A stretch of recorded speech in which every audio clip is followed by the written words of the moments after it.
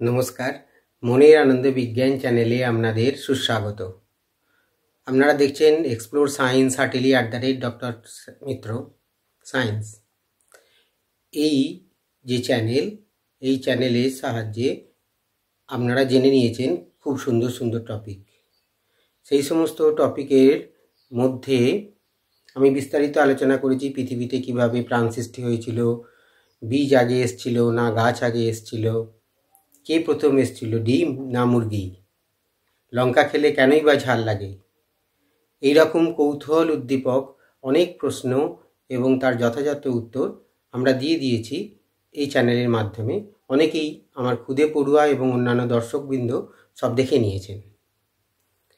এখন দর্শকদের চাহিদা অনুযায়ী খুব সংক্ষেপে কিছু ভিডিও তৈরি করব, যেগুলো 5 থেকে 10 পর্যন্ত অতি গুরুত্বপূর্ণ বিষয়, যেগুলো ছাত্রছাত্রী তথা আমাদের সমস্ত দর্শকদের জানা দরকার।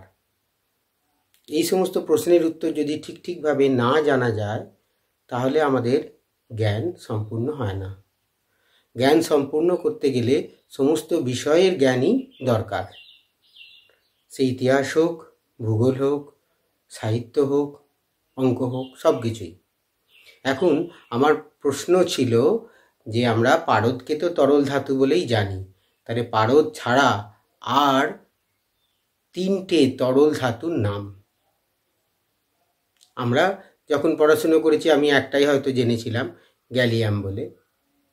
তাই এবার আরও 2টো তরল ধাতুর নাম হচ্ছে সিজিয়াম আর রুবিডিয়াম। রুবিডিয়াম হচ্ছে তরল ধাতু। তাহলে কি বললাম? সিজিয়াম খুব তাড়াতাড়ি লিখব, পরে আমি ডিসপ্লের সাহায্যে বলে দেবো। Caesium CS, capital C small s। কত ডিগ্রি তাপমাত্রায় তরল থাকে? না, মোটামুটি 29 ডিগ্রি সেন্টিগ্রেড পর্যন্ত তরল থাকে, ডিগ্রি সেন্টিগ্রেড। আচ্ছা, তারপর আরেকটা হচ্ছে গ্যালিয়াম। Gallium GA। কত ডিগ্রি তাপমাত্রায় তরল থাকবে? না, এটার থাকবে প্রায় ওই 30 ডিগ্রি সেন্টিগ্রেড তাপমাত্রায় তরল থাকবে। আচ্ছা, এছাড়াও আরেকটা যে গুরুত্বপূর্ণ ধাতু আছে সেটার নাম হচ্ছে রুবিডিয়াম। মনে রাখতে হবে রুবিডিয়াম। রুবিডিয়ামটাও তরল থাকে। আচ্ছা, রুবিডিয়াম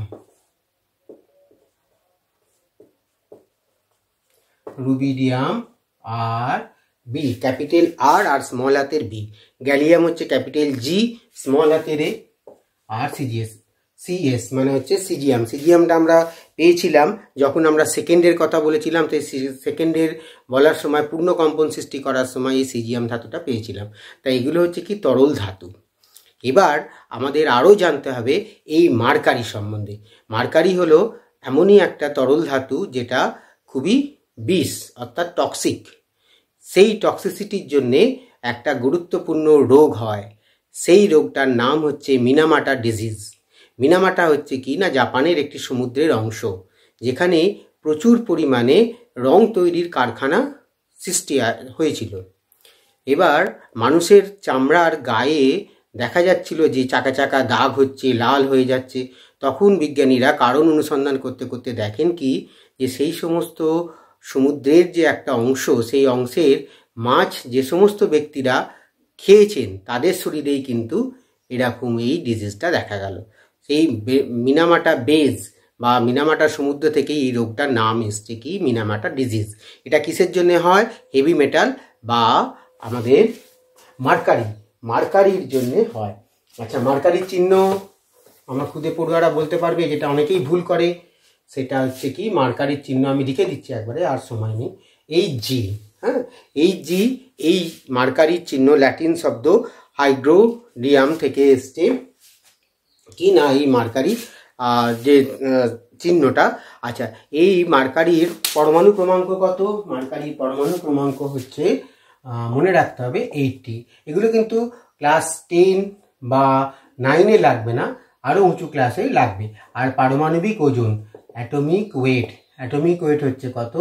200.98 বা আমরা পড়ে এসেছি 201। এটা না মনে রাখলেও হবে। ক্লাস 9 থেকে 10 পর্যন্ত এগুলো দরকার নেই। এবার এই যে মার্কারির একটা কম্পাউন্ড হচ্ছে মিথাইল মার্কারি। সেই মিথাইল মার্কারিটা কি না জলে মিশত। যে সমস্ত কারখানাগুলো কলকারখানাগুলো ছিল রং তৈরির, সেইখানে মার্কারি খুব ব্যবহার হয়। সেই মার্কারিগুলো আস্তে আস্তে জলে মিশে যাচ্ছিল। মিশে গিয়ে সেইগুলো ফাইটোপ্ল্যাঙ্কটনগুলো খেলে, জলের আণুবীক্ষণিক উদ্ভিদ যাদের আমরা বলি ফাইটোপ্ল্যাঙ্কটন, যাদের কোনো নিজস্ব চলন ক্ষমতা নেই, তাদের বলা হয় প্ল্যাঙ্কটন। তা সেই ফাইটোপ্ল্যাঙ্কটন থেকে কারা খেলো? জু প্ল্যাঙ্কটন থেকে ছোট ছোট মাছেরা খেলো। সেই মাছ আবার মানুষেরা খেলো। মানুষের শরীরে তখন সেই মার্কারিগুলো বাসা বাঁধতে আরম্ভ করলো। এইভাবে মার্কারিগুলো বাসা বাঁধতে বাঁধতে কি হলো না মানুষের এক ধরনের রোগ হলো। সেই রোগটার নাম হচ্ছে মিনামাটা ডিজিজ। মিনামাটা ডিজিজ যে কারণে হয় সেটা দেখা গেল কিসের না মার্কারির জন্য। পারদের যে মিথাইল কম্পাউন্ড তার জন্য হচ্ছে এই মিনামাটা ডিজিজটা। এবার এই যে মিনামাটা ডিজিজটা হলো তখন কি করে হলো না সেই মার্কারিটা প্রথমে ফাইটোপ্ল্যাঙ্কটন, তারপর জু প্ল্যাঙ্কটন, তারপর মাছ থেকে মানুষের শরীরে আসলো। এইভাবে কোনো হেভি মেটাল বা এমন কোনো দূষিত পদার্থ যখন বিভিন্ন ট্রপিক স্তর থেকে আস্তে আস্তে আস্তে আস্তে আমাদের দেহে তার পরিমাণটাকে বাড়িয়ে ফেলে, তখন তাকে বলা হচ্ছে বায়োম্যাগনিফিকেশন। বায়োম্যাগনিফিকেশনটা কিন্তু খুব গুরুত্বপূর্ণ। বায়োম্যাগনিফিকেশন মনে রাখতে হবে। ম্যাগনিফিকেশন। তাহলে বায়োম্যাগনিফিকেশনটা কি না যখন কোনো হেভি মেটাল একটা টপিক স্তর থেকে আর একটা টপিক স্তরে যাচ্ছে, বিভিন্ন উদ্ভিদ প্রাণীর মধ্যে দিয়ে আমাদের শরীরে বাসা বাঁধছে। হ্যাঁ, সেই যে বাসা বাঁধাটাকে যখন একসঙ্গে জড়ো হচ্ছে সেটাকে বলা হচ্ছে বায়ো অ্যাকুমুলেশন। আর যখন এই টপিক লেভেলে থাকতে থাকতে আমাদের দেহের যে প্রয়োজনীয় মাত্রা তার থেকে যখন বেশি পরিমাণে পাওয়া যাচ্ছে তখন সেটা টক্সিক হয়ে যাচ্ছে, আমাদের বিভিন্ন রকম রোগ হচ্ছে। তাহলে বায়োম্যাগনিফিকেশনটা মনে রাখতে হবে। বায়োম্যাগনিফিকেশনটা কি বললাম? যখন কোনো হেভি মেটাল বা ভারী ধাতু, সেটা ক্যাডমিয়াম হতে পারে, মার্কারি হতে পারে, সেই সমস্ত ধাতুগুলো বিভিন্ন ট্রপিক লেভেল বলতে যেমন হচ্ছে বললাম ফাইটোপ্ল্যাঙ্কটন, তার ফাইটোপ্ল্যাঙ্কটনকে কারা খাবে? জু প্ল্যাঙ্কটনকে কারা খাবে? মাছ খাবে। মাছকে কারা খাবে? আমরা খাবো, মানুষ খাবে। তাহলে সেই মানুষগুলো যখন সেই মাছগুলোকে খেয়ে নিচ্ছে, মাছের শরীর থেকে আমাদের শরীরে কি হচ্ছে না সেই মার্কারিটা ডিপোজিশন হচ্ছে, বা DDT, dichloro diphenyl trichloro ethane, ডিডিটির পুরো নাম। তা সেই ডিডিটিটাও কিন্তু এরকমভাবে আমাদের শরীরে জমা হচ্ছে এবং ডিডিটির পরিমাণটা আমাদের শরীরে বাড়ছে। জমা হওয়াটাকে বলছে বায়ো অ্যাকুমুলেশন, আর এই জমা হতে হতে তার পরিমাণটাকে বেড়ে যাওয়াটাকে বলা হচ্ছে বায়োম্যাগনিফিকেশন। এখানে দুটো জিনিস পরিষ্কার করলাম, একটা হচ্ছে বায়ো অ্যাকুমুলেশন বললাম, আর হচ্ছে বায়োম্যাগনিফিকেশন বললাম। যেহেতু খুব সংক্ষেপে বলতে হচ্ছে তাই একটু দুটোটার সঙ্গে বললাম, যেটা হয়তো অনেকের পছন্দ হবে না, কিন্তু আমাদের মানসিকতা এমন হয়ে গেছে যে একটু বেশি ভিডিও হলে আমাদের ধৈর্য থাকে না একটু দেখার জন্য, তাই খুব তাড়াতাড়ি একটু বলার চেষ্টা করলাম। সবাই খুব ভালো থাকবেন, আনন্দে থাকবেন, আর সম্ভব হলে চ্যানেলটাকে দেখবেন এবং ছাত্রছাত্রীদের উদ্বুদ্ধ করবেন দেখার জন্য, যাতে ছেলেরা দেখলে তার সমস্ত কিছু ধারণা সম্পূর্ণ পরিষ্কার হয়ে যাবে এবং খুব সহজে এখানে বলে দেওয়া হবে। সবাই খুব ভালো থাকবেন, অনেক ধন্যবাদ।